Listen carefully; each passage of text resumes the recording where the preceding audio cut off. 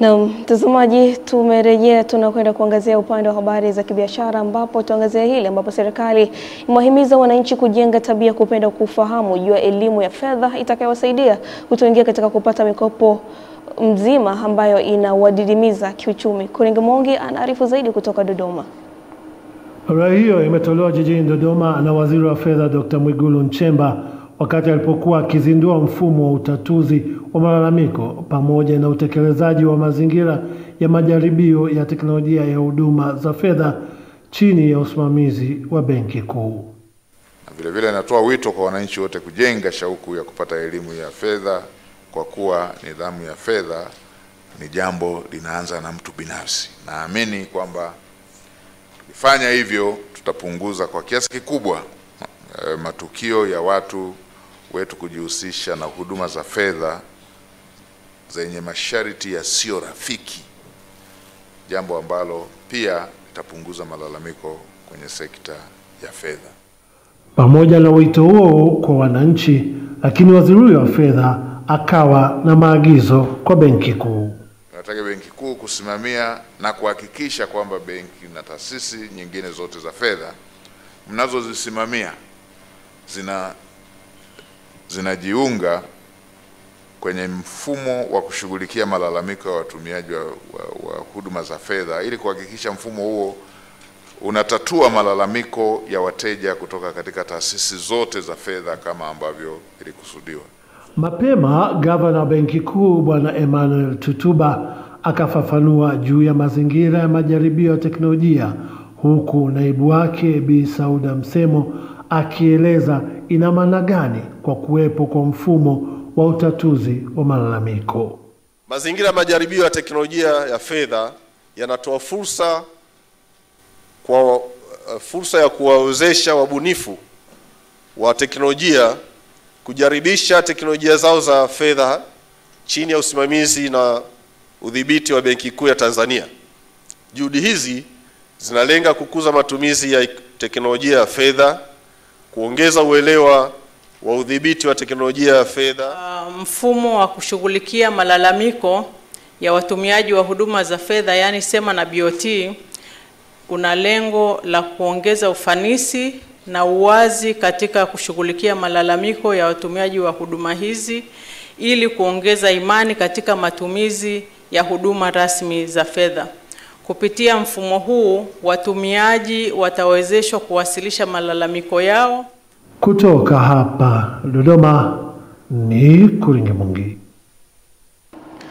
Mgodi wa dhahabu wa Barrick Bulyanhulu uliopo halmashauri ya Msalala wilayani Kahama mkoani Shinyanga kwa kushirikiana na Taifa Gas imegawa jumla ya mitungi 320 yenye thamani ya zaidi shilingi milioni 20 kwa wananchi wanaoishi kuzunguka mgodi huo kwa lengo la kuunga mkono kampeni ya Rais Samia Suluhu Hassan katika matumizi ya nishati safi. Taarifa zaidi na John Mponeja kutoka mkoani Shinyanga inatueleza.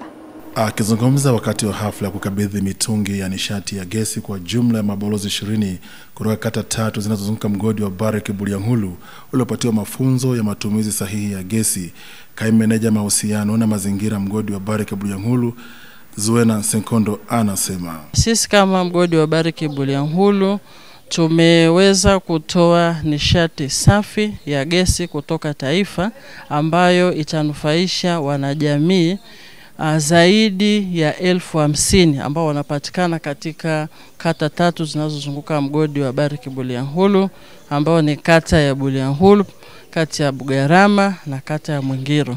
Meneja mauzo Taifa Gas kanda ya Ziwa Ayubu Busanya amesema kwa kushirikiana na mgodi wa Barrick Bulyanhulu wamehitimisha mradi wa utoaji elimu ya matumizi sahihi ya nishati hiyo kwa kugawa mitungi ya gesi.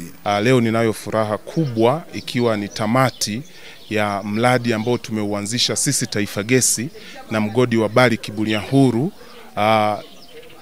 Leo tumegawa mitungi 240 ya kilo 6 na mitungi 80 ya kilo 15, ikiwa ni kuunga kampeni ya Mheshimiwa Rais Mama Samia Suluhu Hassan katika kuhifadhi mazingira.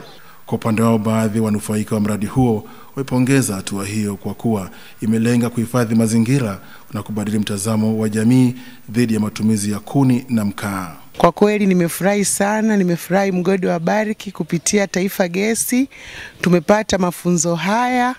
Sisi kama mabalozi wa nishati safi tumefurahi sana, tunakwenda kutoa elimu kwa wananchi wetu ili tuweze kutumia nishati safi ya gesi, tuache kutumia nishati chafu kama vile kuni, mkaa. Na sisi wanajamii wanaozunguka mgodi wa Barrick tumeweza kuwezeshwa majiko ya gesi kutumia nishati safi ili kupunguza na kuondoa kabisa adha ya wananchi kutumia nishati chafu ambazo kwa zinaleta madhara kwa jamii.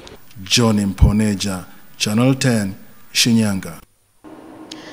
Benki ya NMB imefanya mkutano wake mkuu wa mwaka wa 25 huku wanahisa wakipitisha gawio la shilingi 128.85 kwa kila hisa iliyotokana na faida ya shilingi bilioni 643 ambayo benki imepata kwa mwaka 2024 ikiwa ni nyongeza ya 19% ukilinganisha na gawio waliotoa mwaka jana. Tupate undani wa taarifa hii. Mkutano huo mkuu wa 25 uliofanyika kwa njia ya mtandao na hivyo kutoa fursa kwa wanahisa popote walipo duniani kuweza kushiriki. Pia wamemthibitisha mwenyekiti mpya wa bodi ya benki hiyo David Nchimbi. Akizungumza na vyombo vya habari baada ya kumalizika kwa mkutano huo, afisa mtendaji mkuu wa benki ya NMB Ruth Zaipuna amesema wanahisa wameridhishwa na utendaji kazi wa benki pamoja na ukuaji wake.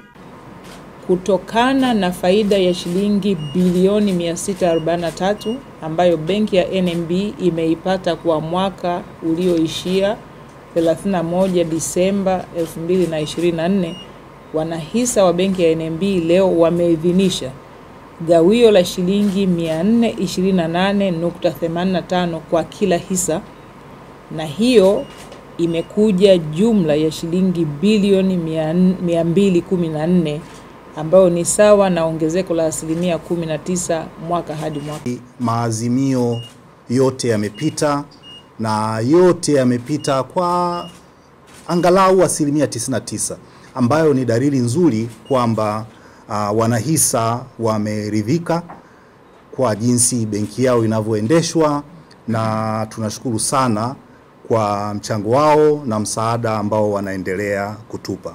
Benki ya NMB ambayo kwa 31.8% inamilikiwa na serikali hadi sasa ina jumla ya matawi 241, akaunti za wateja milioni 8.6 pamoja na mawakala zaidi ya 50,600. Kutoka Dar es Salaam, Salma Shabani, Channel 10. Na mtazamaji, na hivi ndivyo navitimisha habari za biashara, michezo na burudani inafuata, ambapo tutakwenda kujiunga na Winga Tellers au Witness Ngalawa akija kutupasha hapa katika michezo na burudani. Endelea kubaki nasi.